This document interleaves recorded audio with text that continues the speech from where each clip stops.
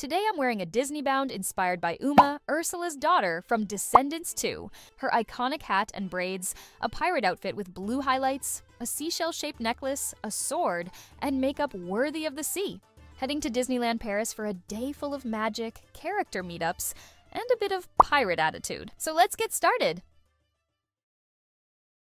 As soon as I arrived at the park, I looked up, and there, on the station's balcony, Mickey and Minnie Mouse. But that's not all. Minnie immediately reacted, making it clear that she loved my Uma outfit. I even danced like she did, and Mickey reacted the same way right after. After this magical entrance, it was time to dive into something much darker, heading towards Phantom Manor, an imposing building perched on a forgotten hill in Frontierland. From the moment we entered, the atmosphere changed. The air grew heavier, the silence almost threatening. The floor creaked, the walls whispered. But I'm not scared. I'm a pirate. I think it's time to sing What's My Name? We start by locking ourselves in a strange parlor, but this is not just a simple room, it's an elevator. The walls stretch, the ceiling disappears, and slowly we descend, straight into the heart of the haunted manor. We discover the tragic story of Melanie Ravenswood, a young bride abandoned on her wedding day. Since then, she wanders the manor, surrounded by souls trapped by a curse. Between illusions, ghosts, and nervous laughter, Uma feels almost at home.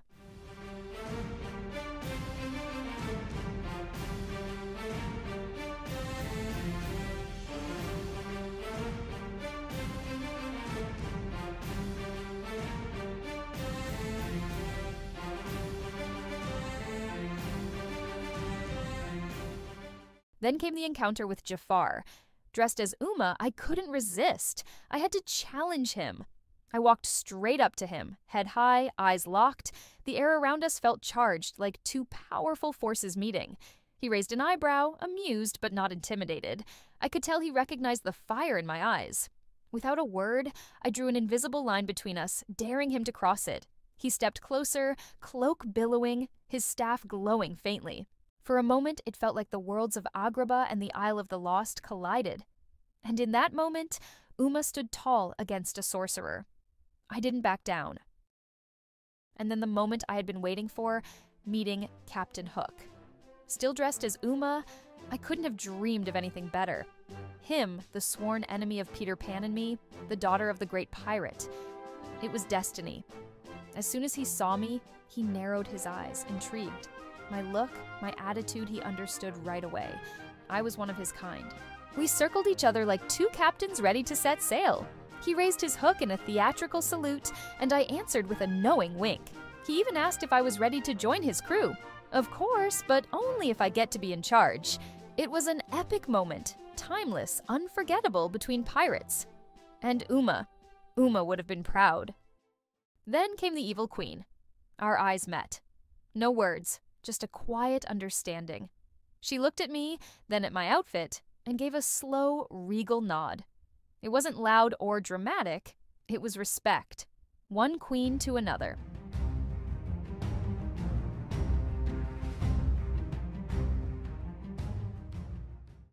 Then came Gaston. Confident, chest puffed out, arrogant smile, exactly as I imagined. He looked me up and down, intrigued, before saying, "And who are you?" I simply replied, "Uma. And trust me, you haven't seen anything yet." He laughed, a little surprised, maybe even a little unsettled. For once, he met someone who wasn't impressed.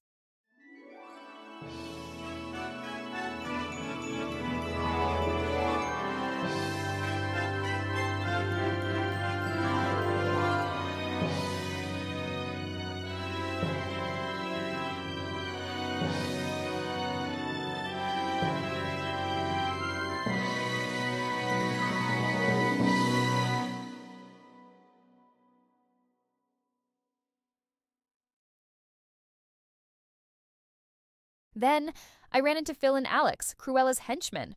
As soon as they saw me, their faces lit up. They were clearly excited to meet me. Alex, equally excited, added, "Seriously, you look like the perfect ally for her. You're amazing." I smiled proudly. "Thanks. Uma doesn't do things halfway." They both burst into laughter, admiring my outfit and showering me with compliments. It was a meeting full of camaraderie and good vibes. With them, I was definitely welcome. And then Cruella appeared, elegant, commanding, wrapped in her diva aura. But the moment she saw me, her face lit up. "Oh, would you look at this?" she exclaimed with a wide smile. "That style, that presence, absolutely divine." She walked over, delighted, and circled me like one would admire a work of art. "You are simply perfect, darling." Uma would have been proud. And then, time for a well-deserved break. We're heading to Toad Hall Restaurant, the perfect spot for a sea pirate like me. And guess what their signature dish is? Fish and chips. Just like in Descendants 2, where Uma works in her mother Ursula's restaurant. I couldn't have dreamed of a better nod. It's absolutely perfect. And honestly, it was so good. Crispy fish, golden fries. Uma would totally approve. And then something totally unexpected happened. I ran into the Queen of Hearts. I couldn't believe it. She looked so iconic. It instantly made me think of Descendants 4.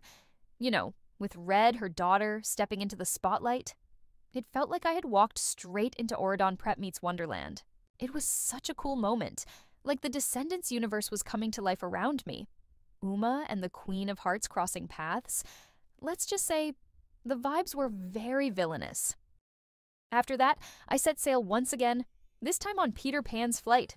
The irony, a pirate flying through London and Neverland. It was pure magic. The lights, the music, the starry sky. But let's be real, Uma in Peter Pan's world, I almost went looking for the crocodile myself. It felt like stepping out of time. I half expected Harry Hook to pop out from behind a cloud. Villain or not, who doesn't dream of flying above the world for a while?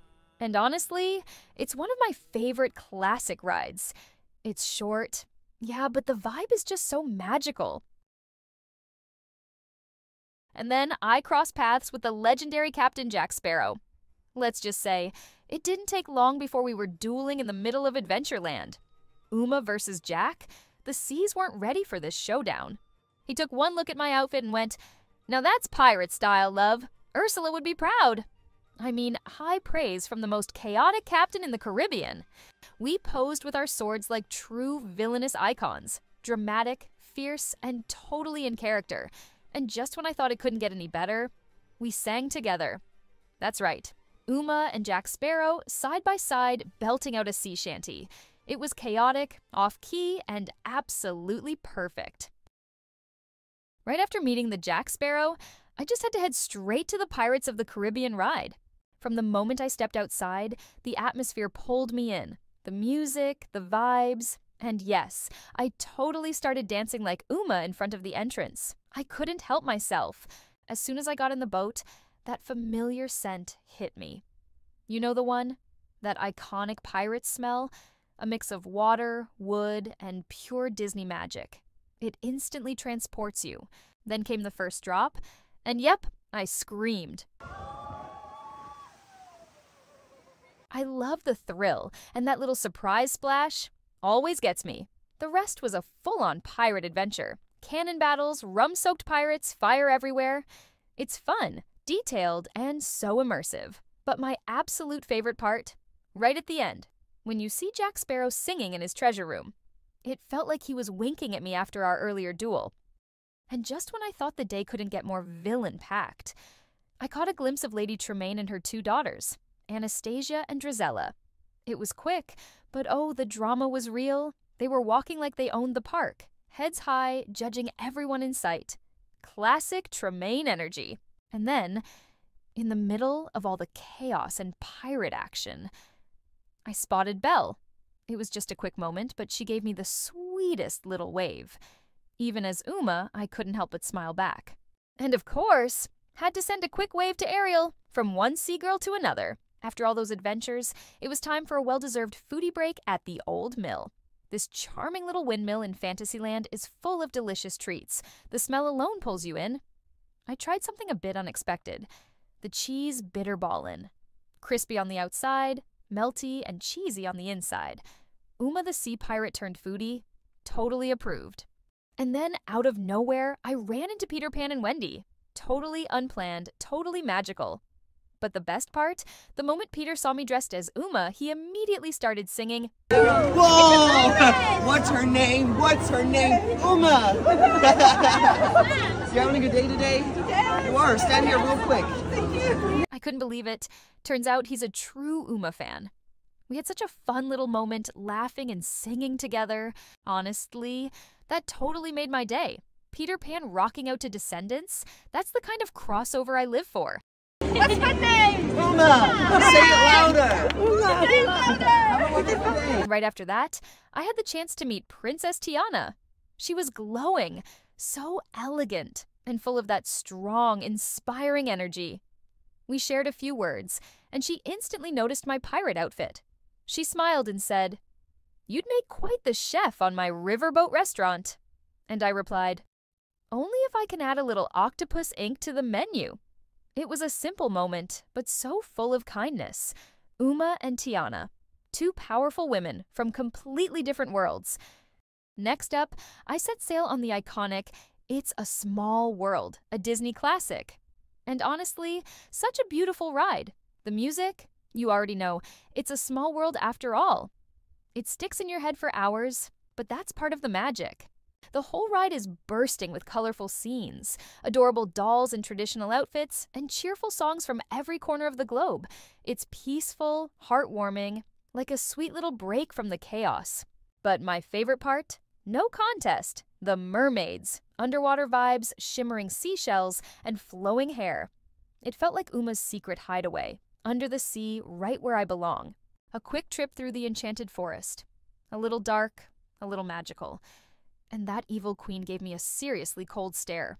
Good thing Uma's not easily scared. Last ride of the day, weird, whimsical, and honestly a bit creepy. Hello, Pleasure Island. But I made it out. No lies. Well, maybe just one. And just like that, my magical, villainous, swashbuckling day at Disneyland came to an end.